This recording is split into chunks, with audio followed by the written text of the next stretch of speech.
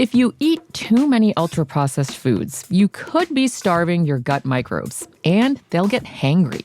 That's one of many things I learned after working on a new audio course about the gut microbiome.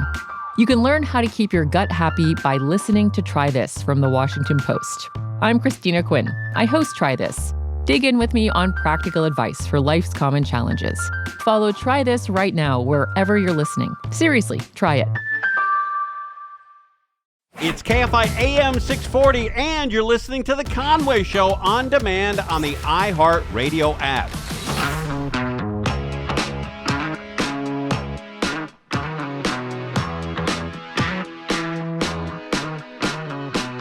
KFI AM 640 live everywhere on the iHeartRadio app. Happy afternoon to you. Happy Friday to you. Neil Saavedra here. Hey, Robin, you have that promo that Mark Thompson did for today? Can we listen to that? Mark Thompson here on The Conway Show, and later today, Neil Saavedra sits in for Tim. Always love our Neil Saavedra, and I'm told he's got some pretty fun people passing through, so check it out. Is that true? Is that bullcrap? No, we got, I don't know, passing through, like there's a portal or something. No, we have a lot to talk about, but the thing that hit me when I heard that, you know how much it costs to have Mark Thompson voice something? Like American Idol and all that stuff, and I didn't pay a dime for that. Wow. There is an invoice here, though. But wait, what? Yeah. But it got me excited. I'm thinking, oh, Mark's off today. Who's filling in? You got to make that the ringtone when he calls you now. Yeah. We always love our Neil Saavedra. Hey, it's Mark here for you. Yeah, I was just impressed. Like Mark Thompson said my name. So sorry about the letdown, but I'm happy to be here. A lot to get to. Mark always does a great job, as he did this week. But there's still a lot to get to, including Erik Menendez denied parole today. And let's get Royal Oaks, ABC News legal analyst on yesterday, rather. Sorry. Royal, welcome to the program. So thank you, Neil. And I am passing through, maybe in another dimension, like in the Twilight Zone. Listen, man, I can handle the three that we have. You get to the fourth dimension, and I'm kind of like, only in the Marvel universe can I handle that. So you're the legal analyst. I am not. You are a legal mind. I am not. But I'm going to say that he was denied parole because he shot his mom in the face. Did that have anything to do with the fact they didn't let him out? Yeah, that's the nuclear core of it, yeah. And, of course, we did see the decision, so we kind of cheated. We know why they turned him down, and that was a big deal. I mean, when you think about it, let's assume that the allegations of abuse by the dad were absolutely true and that the two guys were just like PTSD'd out. They were 18 and 21, but they had horrible lives. But they were adults. I mean, they could have gone to Tulsa and opened up an auto parts store, but they chose to stay and kill their parents. But when they chose to kill both, that kind of crossed the line in the view of the commissioners denying Erik Menendez parole yesterday because, I mean, first of all, they had shifting explanations. Oh, we killed her because we thought she was suicidal. Might as well take care of it. Oh, we killed her because she would have been nowhere without Dad, and we're taking care of Dad. And then the other explanation was we were devastated that she was such an enabler. She didn't do anything about Dad. She knew what he was up to. So they kept changing this story. And, there's obviously, they weren't in imminent danger of being killed by Dad, so they can't claim self-defense. But, yeah, that's a big deal. But also, they really slammed Erik for his violations during prison. He took heroin. He helped a bunch of gangsters behind bars with tax fraud. So this was not a good person in the view of the parole commissioners. So you've got basically two things in our legal system. Lock someone up because they're a threat to others. And then punitive, locking you up because you're a bad person, you do bad things, and you need to be punished for them. That's kind of the, whittling it down to bite-sized pieces. That's really what it comes down to. Now, there's some people that say, well, if you didn't, rape him like his dad did, and you didn't do that, then you're not going to reap any of this. But I keep thinking, Royal, that if we continue to push the chain link back into like this infinite regression of culpability, so it's like they're not culpable because their dad did something to them. Then if we learn that their dad was raped or molested by his parents, does that push it off again? And then you keep pushing these things off. Like you said, at some point, As an adult, you have to say, I am going to break this cycle, and I am going to put them behind bars and do what I need to do to stop this cycle. Otherwise, we just keep pushing an excuse backwards and backwards and backwards. Yeah, you're right. It's a great point. And also using words like infinite regression of culpability. I haven't heard that since William Buckley was alive. Well, So I'm happy, sir, to bring it to your attention again. You and David Fry. Yeah. You know, the thing is, Eric got a little bit of good news yesterday. They said, come on back in 3 years if you want to try again. They could have said 5, 10, or 15 years. And if he comes back in 3 years and his nose is clean, he didn't do anything else bad in prison, and if the shrinks say, my goodness, he's a changed man, he could actually get out. A lot of people, Neil, are wondering, well, gee, where's the governor on all this? Because, of course, he could veto an order to release by the parole board. He could also just on his own grant clemency. But guess what? After hearing yesterday that Eric's not getting out because he's a moderate level of violence, a risk to commit violence, ain't no way Newsom is going to let this guy out. Because you remember back in the day when Governor Dukakis ran for president against George Bush, and he let Willie Horton out on a weekend furlough, even though Willie was a murderer who had got life without parole. That didn't go well. Yeah. Okay, he got out on the weekend furlough. He raped a woman and assaulted somebody. So Newsom's not going to help now. But here's the deal. Mark Garagos is now going to put all his eggs in a different basket. He's going to say, what about the new evidence? What about the fact that Eric, 9 months before the murders in 89, wrote to his cousin saying, Dad's been molesting me. And that is better evidence than they presented at trial. Because at trial they said, oh, yeah, we were molested. And, of course, there was no corroboration. Everybody looks at him and says, you're saying that because you don't want to go to prison. But that is solid evidence. And so Garagos is going to be saying to a judge, and it could happen in the next few months, a judge could rule and say, you know what? The original jury might have acted differently if they'd known about this new evidence. So doggone it, we're going to have a third Menendez trial. So that would keep us all busy for a while. So we'll get into his brother in a second. But ultimately, my theory about all this is that at best,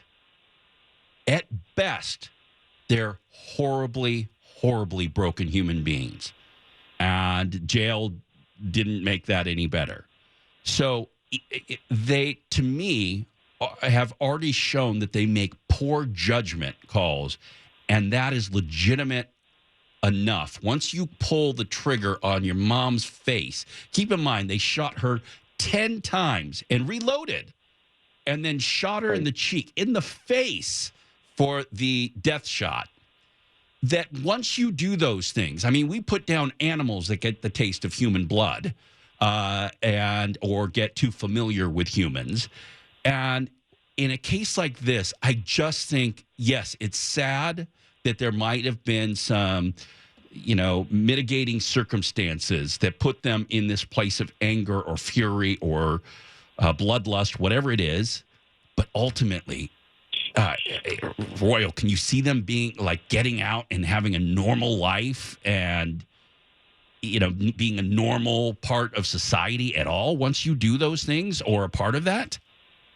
Yeah, personally, I don't see it. But just to look at the other side of the coin, if Mark Garagos were here having a little discussion with you, what he would say is, I hear you, Neil, but the courts have made it clear that the horrific nature of the original crime is not the key determinant, because what the law says is, regardless of how bad you were 30 plus years ago, if now you have been rehabilitated, you have shown true remorse, if the families, the victims' families are in support of you, then they'll give you a place to live, and if you are not a risk to society, the law says you should be given a fair shot at parole, regardless of what you did back then. The problem they're facing now is that the shrinks that examine them say they're not such a great risk. They're a moderate risk, which means traditionally 1 out of 5 people who are moderate risk get released. The shrinks who examine them said Lyle is a narcissist and Eric is vulnerable and does what other people say. So, I mean, the commission is relying heavily on this psychological evaluation. And of course, some people say it's mumbo jumbo and it's crystal ball stuff. But, you got to have the experts examine people to try to predict, will they be okay on the outside? And, so far the verdict hasn't been so good. But in 3 years for Erik, if he gets glowing recommendations, they'll probably seriously consider letting him out in spite of your point of view that, you just can't undo what they did in the 80s and they deserve to be locked up for even more years. What about Lyle? What do you think the percentage is for that? He has a different situation in prison than his brother. Yeah, he's not going to. My prediction is he's not going to get relief today. First of all, because he was the older brother who came up with the plan, and secondly, after the murders, he went to his girlfriend and he said, "Hey, you got to say that Dad raped and drugged you. Okay, that's important to our case." And of course, she didn't, and it came out that he tried to suborn perjury. Then he went to another girlfriend and he said, "You got to say that Mom tried to poison us." So this is not a good person. So that on top of his violations during prison and the fact that he was the mastermind, you don't want to go to Vegas this afternoon and place a bet on Lyle getting out. It's funny. It's not like an open court room where, the public is entitled to see. These parole hearings are confidential. There's a strict embargo, and nobody can talk about the decision or anything that's going on. There's an LA Times reporter that's monitoring it up in Sacramento.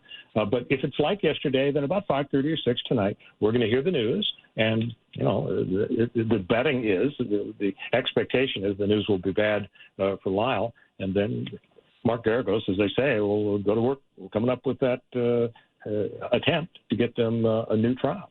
Royal Oaks, ABC News legal analyst is with us. We're going to let him go 1 second, but really quickly, you mentioned very gross, Garagos. Sorry. It's an easy slip. Anywho, you... I don't think you should be allowed to say Katie Porter's name because that could come out wrong, too. Yes, indeed. But my thought was, as you were portraying him as a hypothetical, what he might say, you threw in remorse. Have you seen legally anybody bring up cases where they've showed remorse? Because I have not. I've not seen any remorse that I personally would consider remorse. Well, remorse is, in a sense, super easy to express. All you have to do is say to your lawyer, "Are you saying that it'll increase my chances for freedom if I just say I'm really, really sorry? Okay, then that's what I am." So that's easy to do. But you have to back it up with actions. And, of course, the family members point out they've done a bunch of great things, meditation gardens and all sorts of counseling. But remorse is kind of easy. But that's why they have experts to try to figure out if you're faking it or not.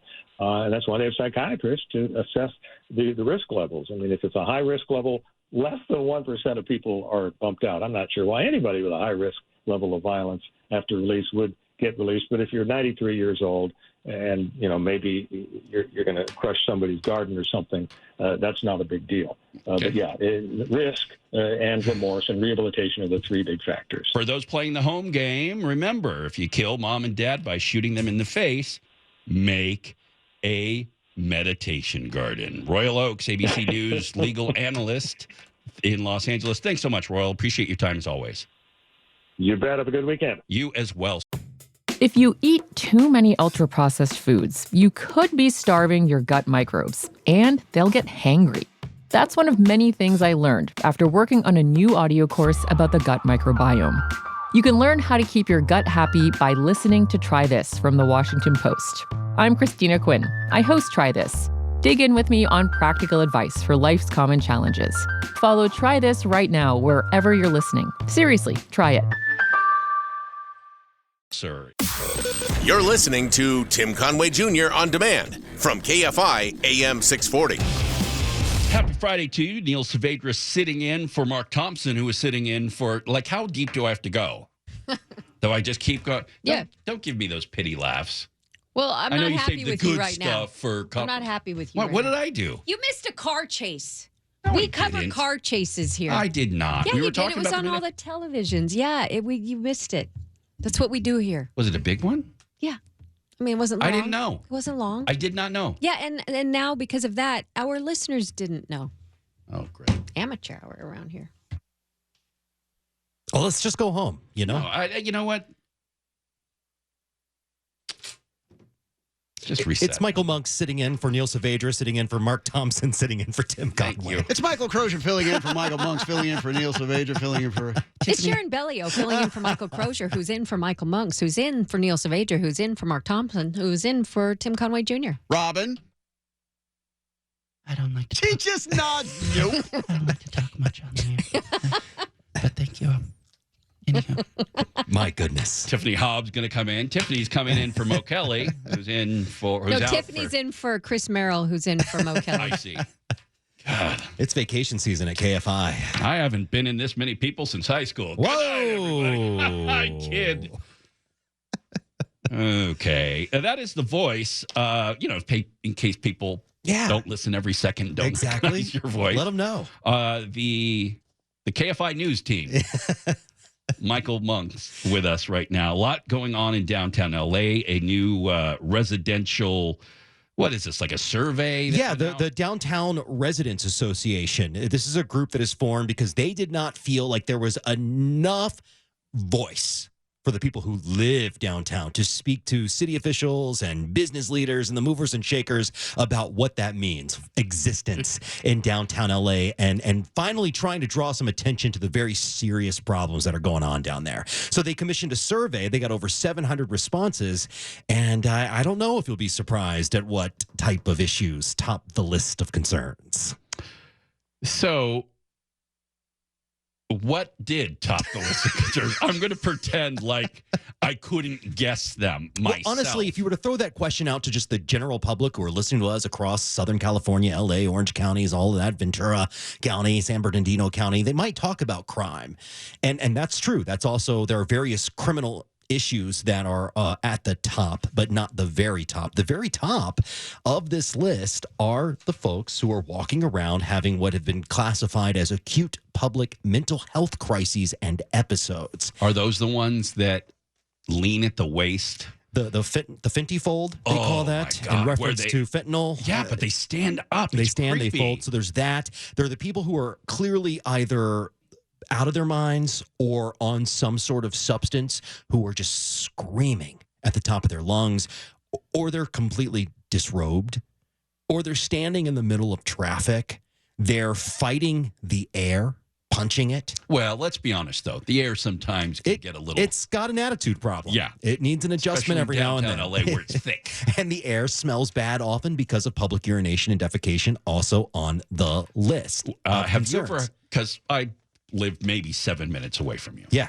Have you ever called City Hall and said something and have them go, sir or ma'am, it is not illegal. It's not against the law to be homeless. And you say, but what about peeing and pooping all over the place? That's really the key issue, Neil, because it's not illegal to be homeless, but technically it is illegal to sleep on the sidewalk, and it is illegal to block traffic, and it is illegal to do drugs on the sidewalk. And that was the purpose of this survey, was to have some ammunition for this group that is formed, and they're a couple of years old now, that they want to draw attention to the issues, not just the fact that they exist, everyone knows they exist, but that there are people who are impacted by it. And not only the people who are living down there, but the people, you live 7 minutes away, but your neighbors in your neighborhood who might have considered coming 7 minutes down and having dinner might change their minds. Oh, well, don't get me wrong. I'm 7 minutes away from downtown.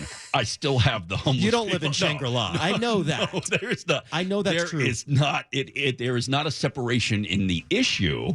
It may be a little bit more concentrated, but absolutely in my neck of the woods, I'm on the eastern side of Los Angeles. So, yeah. We have plenty of issues. No question. It does seem to be more consolidated in the downtown neighborhood, the geographical boundaries that constitutes downtown LA. I live in the Fashion District adjacent to Skid Row. I see it right around my own block all the time. I have called the police once and City Hall once, not in my capacity as a reporter, but just as a resident. Usually I just don't, because I do work here and it feels weird to call and complain. But I saw a fight that was pretty scary, involving some people that looked like they were out of their minds, and the police didn't come. And the other time was I called because suddenly homeless tents showed up on my block for the first time. And surrounded the block in an instant. And I was like, it's actually, hard to drive out of the parking lot because your view is obscured, and that's dangerous. You can't walk on the sidewalks anymore. They have tried to come down and clean this up, and it immediately reemerges. Immediately. They the same started day. in our block some time ago when it was really bad during the pandemic, and you got to nip that pretty quickly. See the beds going down and the lean-tos and all of that. Yeah. And I have you seen if it is? I say that it's feral humans, and it is not compassion to leave them out there in their own filth. Bingo. Has that changed? Because I don't find it to be without compassion to say, you know what? They can't live in their own filth like animals. That's the argument that you often hear about homelessness at the highest level of government, even from, I heard Councilwoman Monica Rodriguez on your live show last weekend. I know she's a friend of yours. Yeah. She has raised the most questions at City Hall about the way homeless funds are spent. She's not somebody who wants to grab homeless people by the scruff of their necks and throw them in some other gutter somewhere, but does say, we need to be more responsible with our money. There are folks who vote against other council members who say we can't allow sleeping on this, that, or these streets. Those issues come up at City Hall every so often, very specific to very specific districts. And you have council members who vote against that. You have council members who vote against removing the RVs because that's people's homes. But like you're saying, there are other folks who are like, that's not compassionate. It's dangerous to allow people to live in those conditions. And if you forced people's hands, if you forced the movement of those folks, you would see more rapid development, I think, of shelter and more it's the weakest facilities. link. You're giving them the weakest link, and you're almost forcing them on the streets because you're not. The money that they have is so much. Billions. And you're right. Councilwoman Monica Rodriguez of the 7th District has been the voice when it comes to this stuff, saying, where's the money? Yeah. And she was shot down. She's not gotten a lot of allies to support her in that effort because there are folks who believe that because the homeless population has dropped, according to numbers created by the same people that are supposed to be providing these services, it's dropped very modestly. They say we're on the right track. So let's not disrupt it too much. Yeah, what they don't tell you is that you have thousands that are dying on the streets. And that's why it's going down, not because people are being helped. Nobody says that, but except us. We're saying it. Michael Monks, nice to see you, sir. Likewise. Tell everybody where they can hear you this weekend. You know what? I'm preempted by the Chargers this weekend. Oh, yeah. And I think you are too. 30 minutes. You got a 30 minutes of last, work report? The last 30 of the That's show. all I need. Why don't you come up? What, you? You know what? You, Tiffany, and I should do the show. We could Saturday. 30 minutes with the Saturday crew. Yeah, we'll do 10 minutes each. Yeah, we'll do that. No, I have 2 to 4:30, I think. Oh, I'll share. Nice. Let's do it. Meeting at Mouse. Can Crozier come? I like that. All right, my friend. So I'll be back the next Saturday. You can hear me every Saturday night, 7. We got a great lineup on Saturdays, don't we? It's fun. Yeah, we have a good absolutely. time on the weekends. I'm proud to be a part of it. Absolutely. Hey, thanks for having me on this. I don't even know what show I'm on at this point. No, nor do I. Oh, that's Crozier. This is Conway. Oh. If you eat too many ultra-processed foods, you could be starving your gut microbes, and they'll get hangry. That's one of many things I learned after working on a new audio course about the gut microbiome. You can learn how to keep your gut happy by listening to Try This from the Washington Post. I'm Christina Quinn. I host Try This. Dig in with me on practical advice for life's common challenges. Follow Try This right now wherever you're listening. Seriously, try it. Oh, You're listening to Tim Conway Jr. on demand from KFI AM 640. Happy to be with you. And we'll be with you again tomorrow, although we're preempted the last 30 minutes of the show for the Chargers and the pregame there. So we will hand everything over at 4:30. But from 2 to 4:30, I'll be live tomorrow. And so join me there. And, of course, you got Tiffany Hobbs tonight in for Mr. Mo Kelly, who I think is on vacation. Living the life. All right, Cracker Barrel. Don't hear a lot about Cracker Barrel in the news. Not a lot newsworthy, I suppose. But I am a little frustrated that everything becomes conservative or liberal or political when there's change. If you haven't heard, Cracker Barrel is putting a lot of money, I think like $70 million or something like that, into redoing redoing their insides and the vibe, redoing their logo. Now, I come from a marketing background, logos, design, and have done all kinds of things in this area.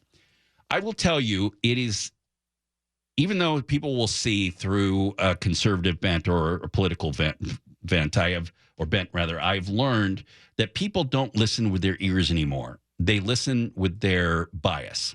They listen with their bent, and they listen with their triggers. Just too bad.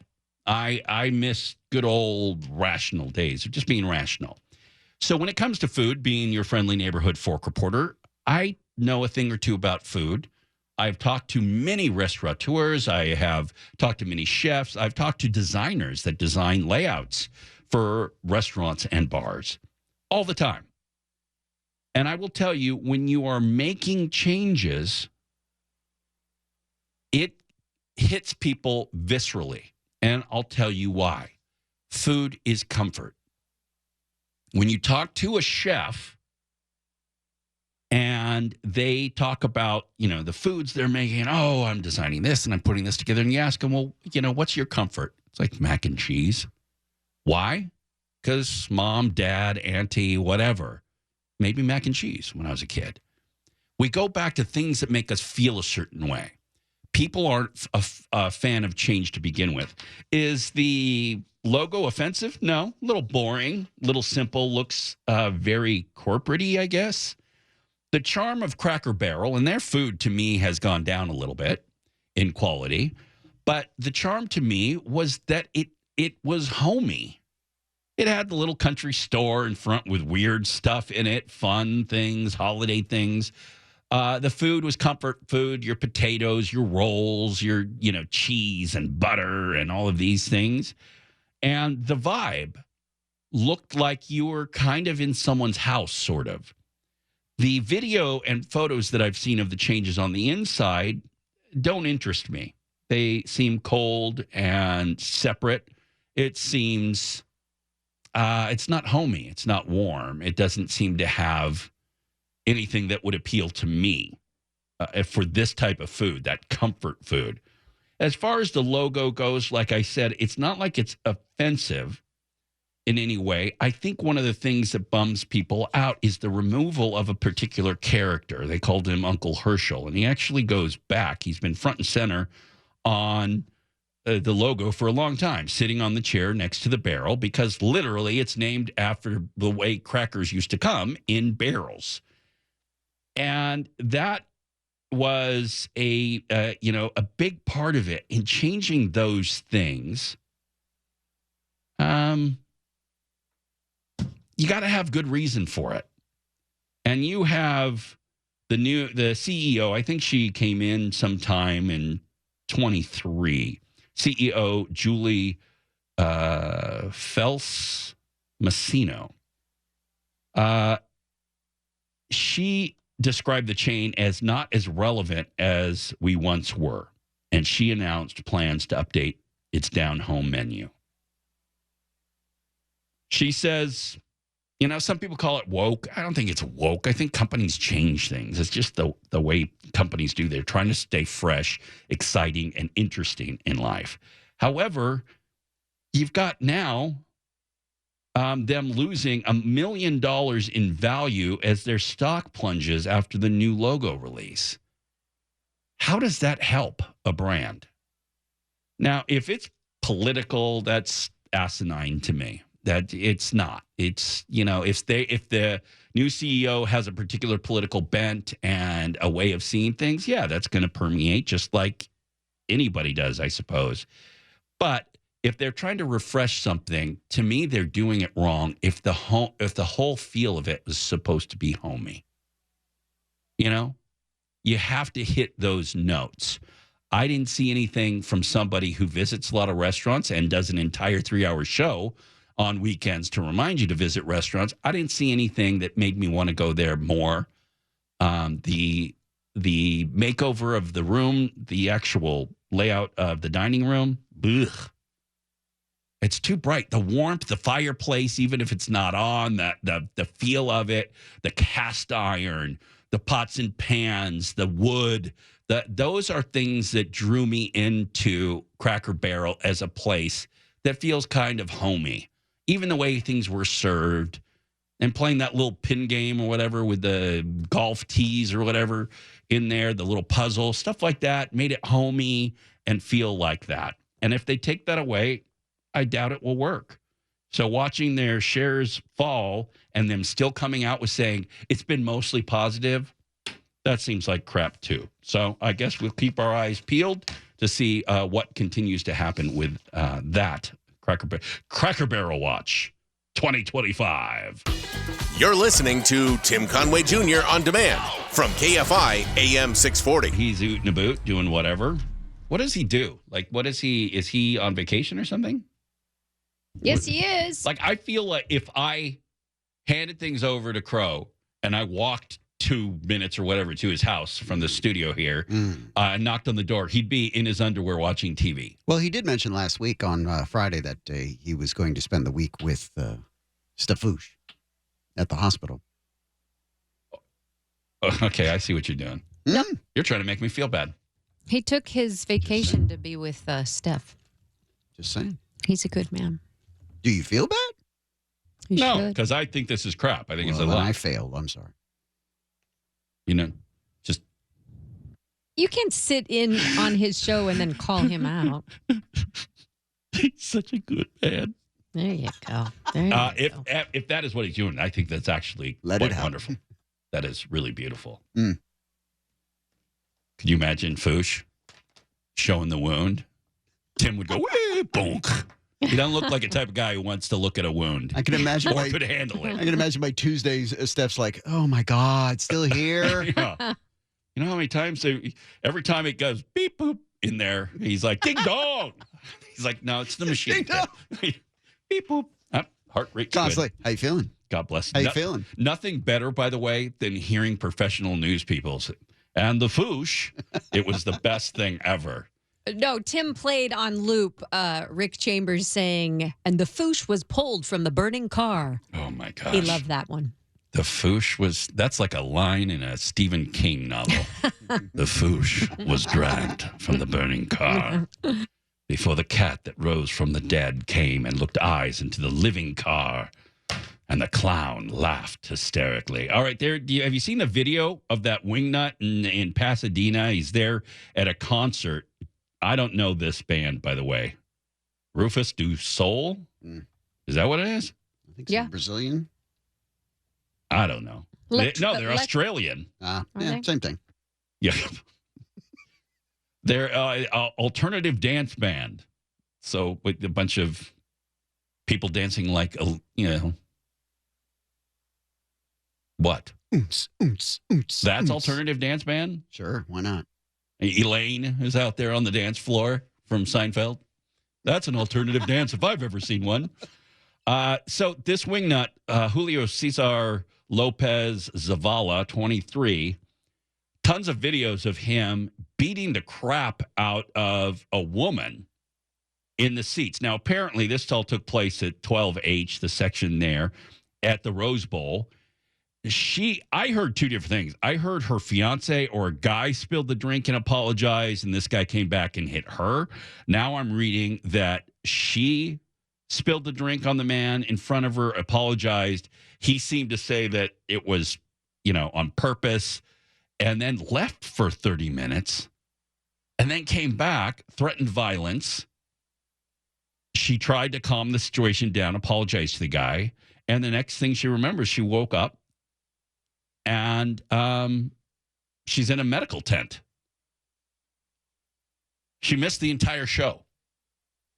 But the crazy thing is, if you've seen this video, a woman comes up and grabs him by the pants. I don't know if that's his date or somebody. Grabs him by the pants and almost pulls him down to stop him. But he is ferocious, like an untamed pit bull, just going after this woman, hitting her, beating her amongst the head and face. And she gets knocked out, apparently. The woman declined further medical treatment and transportation to the hospital, said a city spokesperson. But it's pretty brutal. Well, they found the guy, and he's arrested. And we're going to find out what's going. You can't do this stuff anymore. You know, if you're sitting in a seat that you know where you are and the person in front of you, they can find out what that seat number is and who bought the tickets and track it down pretty easy. Not to mention that there's video of it. But the most painful thing, any one person can be a wingnut, is the lack of defense. I'm going to say it. By any man in the area. Like, I didn't see someone that just jumped over her and protected her or got this guy in a chokehold or anything. And I'm not saying I'm going to jump over 3 chairs to be a hero. I'm not talking, I'd want, if I was with my wife and my son, I'd want them to be protected, but I can't watch somebody be pummeled in front of me, especially a man pummeling a woman in a case like that and do nothing about it. I mean, Crozier, how would you react to that? If you could know that who you were with, your people were safe. I brought this up earlier to Mark earlier this week, but just last week, my wife and I were walking through our neighborhood and we saw a guy basically beating up his kid. And the mother of the kid, apparently, we were walking by the car and they kind of went at it. And I pulled out my phone and I went to take a picture because you're, like you say, you're in this situation. You're really quickly trying to. You're going, do I need evidence? Right. You're trying to assess, does the guy have a weapon or anything like that? Yeah. How much do you get involved? So she saw me pull out my phone and she instantly tried to stop me saying, oh, he's got autism and dad's just trying to get him from hurting himself. I said, with blows to the head? And I said, you got nothing to worry about, to the lady. And I took a picture and then the guy turns to me and he just starts just verbally just coming at me. And then he physically starts coming at me. I put my hand on it and I said, you don't want to do this, man. You don't want to do this. And he just kept MFing me. And the whole time I was still walking away with my wife. And you're constantly assessing, where guy's not, for one. Yeah. That's a little different because in an enclosed arena, they've been screened. Yeah. They shouldn't have a weapon on them. Right. It could happen. But you still have to assess. But on the street, it's a little different. Yeah. There's a lot more to, And we also talked about how the Charisse law from the girl that was killed down at Prin, Nevada, that created, because one of the 2 guys that was involved in it wasn't ever even charged, much less convicted of anything, but they created laws based on that basically requires people to act in some way if they're seeing something happening. Something, if you can't do anything, you can look at somebody and say, hey, I'm listening to a police scanner and I heard a call come in for this location. Just letting you know, man. At least for nothing else, it will make them stop. Isn't it also a good idea if, it's always asking the man to step up, but if a bunch of men together intervene, a collective, so you're not doing it yourself, that you've got this group together. And you would hope that in a situation like that, if one person had stepped forward, that would have caused others to come forward. Everybody's waiting for that one first person. I have, it was a different time back then, but I was with somebody back in the day who was married to someone that worked here, but he was not there. We were at a restaurant, and there were these 2 guys that kept hitting on her and saying things. She was getting uncomfortable, and I said, hey, knock it off. You can see she got a ring. She's married. Leave her alone. And one guy got mouthy, so I got up to deal with him and say, I'm not going to tell you again. And then his friends started to stand up, and I briefly told him why that would be a bad idea, and dealt with this guy. And the minute other guys see you do that, that's when they tend to start coming in. Emboldened. Yeah. So, but I'm a fairly big guy, so you've been trained to, take care of yourself. I don't say something if I don't mean it. and mean it. And I'm not trying to play the big tough guy. I prefer to not have to deal with that. But I do notice that once someone steps up, others get in there to help usually. Yeah. Because they're like, yeah, this is probably what we should be doing. But it is hard. I want to come home to my wife and my son. Yes. But to call the cops, there's also an app, by the way, that you can get that has a scanner on it. And I will tell you this, you put that scanner on full blast and you put it in your back pocket and they hear police talk, it shuts people up very quickly. It does. They don't know if you've got a radio on you and you're a cop. They don't know. But there's an app, and I've done this with homeless people in my area. I put that app on. I put it on my phone in full blast. I put it in my back pocket, and I ask them, are they okay? Do you need any help? And they mosey along. No fights, no problems. Tips to deal with your neighbors from Neil Saavedra. All right. Neil Saavedra in for Tim Conway Jr. A very special guest coming up that I want you to meet. An auction that's going off in September, early September here in Los Angeles, that if you're like me, you're going to want to know about. So go nowhere. Conway Show on demand on the iHeartRadio app. Now, you can always hear us live on KFI AM 640, 4 to 7 p.m. Monday through Friday, and anytime on demand on the iHeartRadio app. If you eat too many ultra-processed foods, you could be starving your gut microbes, and they'll get hangry. That's one of many things I learned after working on a new audio course about the gut microbiome. You can learn how to keep your gut happy by listening to Try This from the Washington Post. I'm Christina Quinn. I host Try This. Dig in with me on practical advice for life's common challenges. Follow Try This right now wherever you're listening. Seriously, try it.